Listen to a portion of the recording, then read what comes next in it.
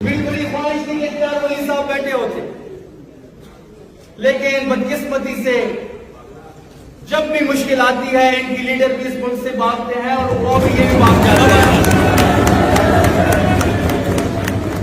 मेरी बड़ी ख्वाहिश थी कि उन्होंने इमरान का नाम लेके जनरल फैज से होके और जमहूरियत का दर्ज दिया कि वो यहां बैठे होते और सुनने का हौसला पैदा करते,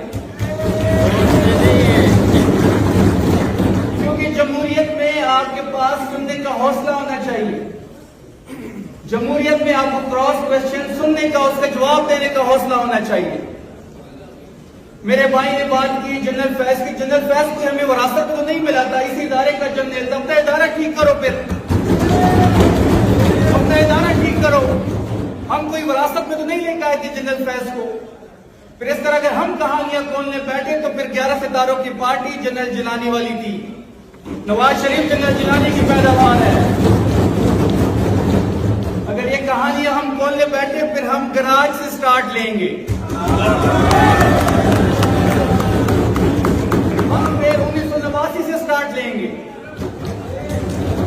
फिर हम ये भी बताएंगे कि कौन अटक के किले में बंद होकर माफिया मांग रहा था, उस मुल्क से भाग रहा था।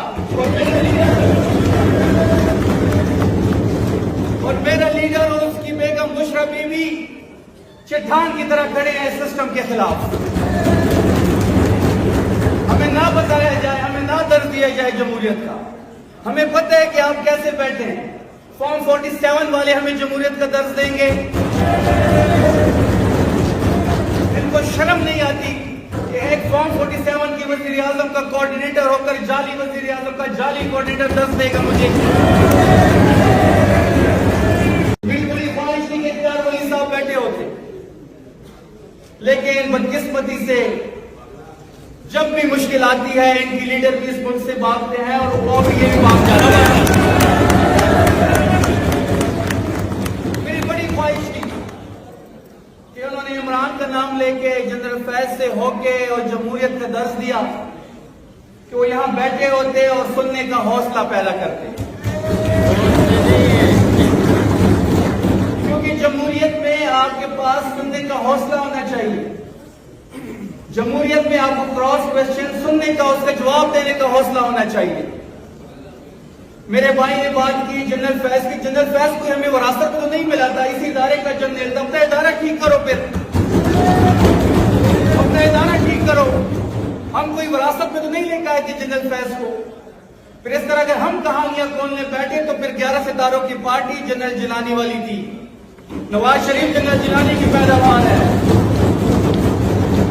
अगर ये कहानियां हम खोलने बैठे फिर हम गराज से स्टार्ट लेंगे, हम फिर 1989 से स्टार्ट लेंगे। फिर हम ये भी बताएंगे कि कौन अटक के किले में बंद होकर माफिया मांग रहा था, उस मुल्क से भाग रहा था।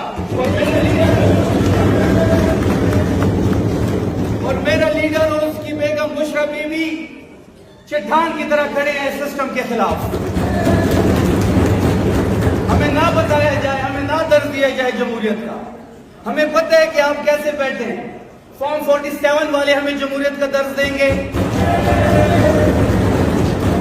इनको शर्म नहीं आती कि एक फॉर्म 47 की वजीर आजम का कोऑर्डिनेटर होकर जाली वजीर आजम का जाली कोऑर्डिनेटर दर्ज देगा मुझे।